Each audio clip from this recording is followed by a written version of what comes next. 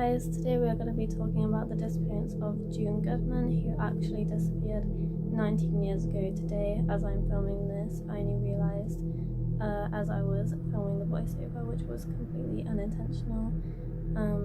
We are going to be painting Nick and Ellis from Left 4 Dead 2 on digital art this time, so we'll see how that goes. I am quite a beginner at digital art. I hope you enjoyed this video. If you do, hit the like button and don't forget to subscribe. June Goodman ate dinner with her sister, Pat Fawcett, on the evening of Friday, March 28, 2003.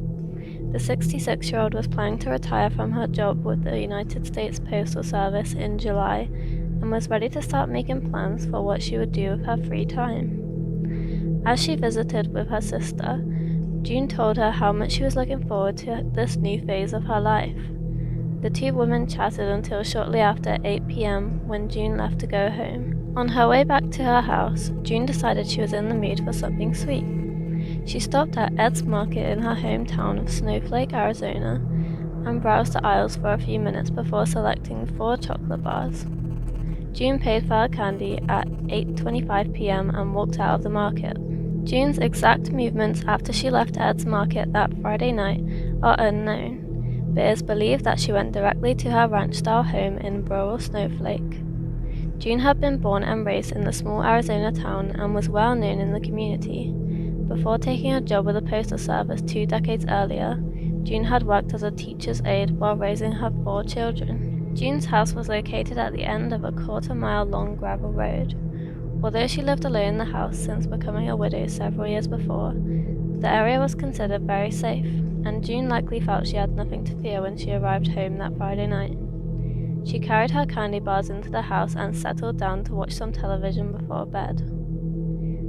June was scheduled to work on Saturday morning but failed to show up. Her co-workers were immediately concerned. June was a highly reliable employee who always arrived early to complete her rural delivery route.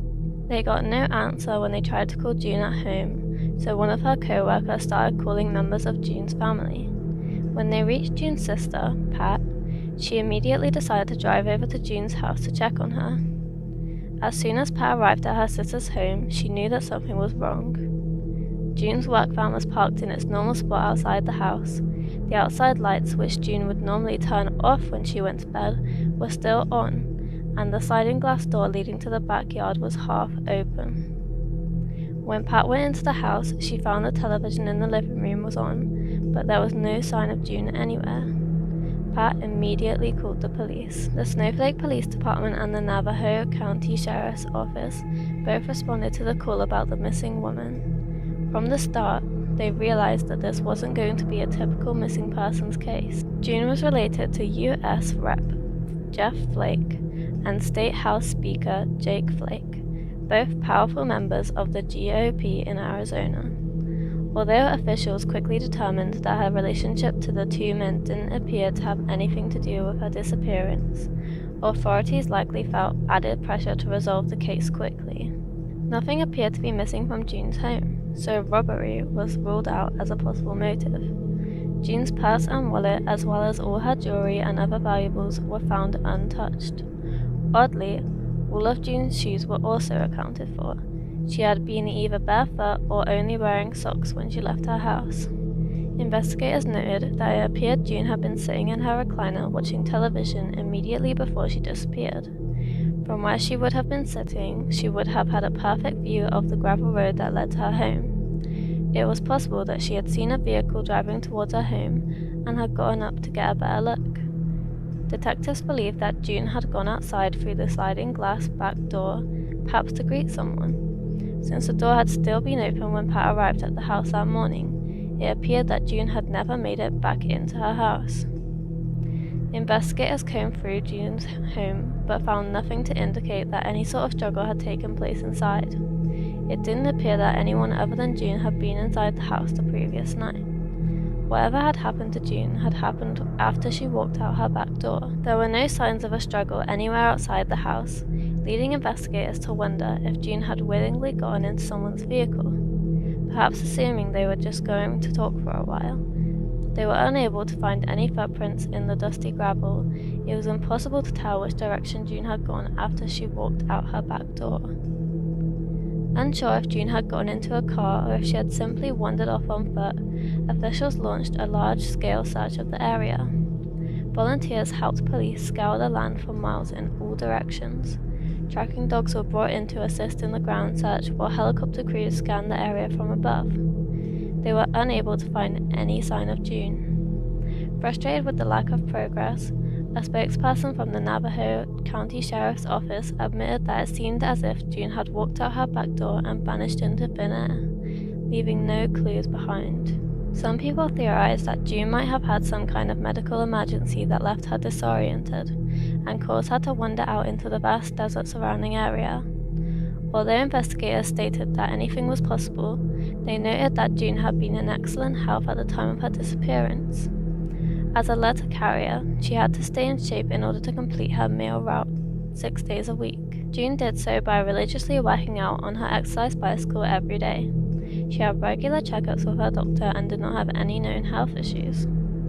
A few days after June went missing, officials announced that they believed she had been abducted.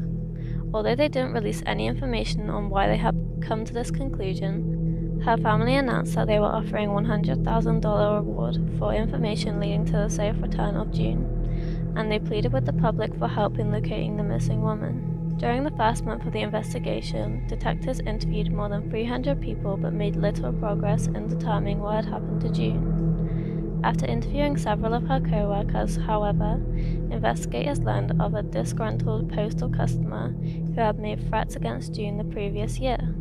Detectives announced that they were interested in speaking with 43-year-old Patrick Michael Kohn about June's disappearance and asked for the public's help in locating him. Patrick had been one of June's customers on her rural mail delivery route. He lived in the east of Snowflake, and like several other customers along the rural route, he had been irritated when the U.S. Postal Service began to refuse to deliver mail to customers unless they used the designated addresses assigned to their homes. It seemed like a minor issue. Millions of people across the country simply used their assigned address without questioning it. But for some reason, this infuriated Patrick. After continually refusing to use his designated address for correspondence, Patrick had angrily confronted June about the fact that his mail was no longer being delivered. June had been so upset over the incident that she told her supervisor about it and filed a written report so her concerns about Patrick would remain on file.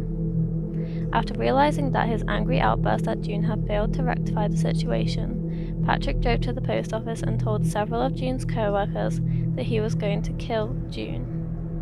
She had been understandably upset when she learned of the threats. According to Pat, June had been deathly afraid of Patrick. June had a reason to be fearful. In February 2002, not long after he threatened to kill June, Patrick became the prime suspect in the murder of Donald Sewell, who had been shot and left along the side of a Highway 77 by a Russian-made semi-automatic pistol. It had been the first homicide to take place in Snowflake, Arizona in decades. Patrick became a suspect when detectives learned that he tried to sell a similar gun shortly after the murder. Patrick appeared to flee the state shortly after Donald was killed, and his whereabouts were unknown at the time of June's murder. Although detectives believed that he had returned to Ohio, where he had grown up, they couldn't rule out the theory that he might have remained in Arizona and had abducted and killed June. In September 2003, Patrick was found hiding out in Columbus, Ohio. He was eventually extradited to Arizona to face earlier charges of He was convicted and sentenced to 21 years in prison. He was never charged with Donald Sewell's murder. It appears that he had been in Columbus at the time of June's murder, although police had continued to consider him as a person of interest. They admitted that they had no evidence linking him to the crime and he was never charged. Patrick wasn't the only suspect in June's case. Detectives announced that they were also interested in talking to a local man who had repaired a television for June about a month before she disappeared.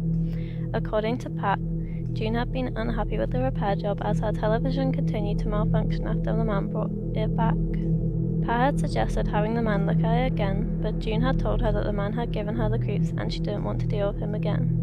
The television repairman was later interviewed by police in May when he was in prison on unrelated drug charges. Detectives were unable to find any evidence that he had been involved in June's disappearance. June's family continued to offer a $100,000 reward for any information leading to June or the person responsible for her disappearance. They also had billboards placed in several locations around Snowflake to make sure the public remembered that June was still missing. Despite all their efforts, few tips were called in and the investigation eventually stalled and then went cold. By the end of 2003, the case had faded from the headlines. By 2008, June's family had come to terms with the fact that June was most likely dead. They decided to honor her life by holding a memorial service for her. Though it was a great way to remember the wonderful person they had lost, it brought little closure, and they continued to hope that they would one day learn exactly what happened to her. The family marked the 15th anniversary of June's disappearance in March 2018. Although June's oldest son had died the previous year, the remainder of her large family, 5 siblings, 3 children, 19 grandchildren, and 25 great-grandchildren, still hoped to find June. Her oldest daughter, Donette, told a reporter that her mother had been a well-respected member of the community and didn't deserve what happened to her. Donette described her mother as someone who was always cheerful and had a positive outlook on life. People had been drawn to her warm personality, and she had no known enemies. Her family had been heartbroken by the loss of their matriarch and wanted to make sure that whoever was responsible for her disappearance was brought to justice. Although June's missing person case has never been closed, it has been inactive for years.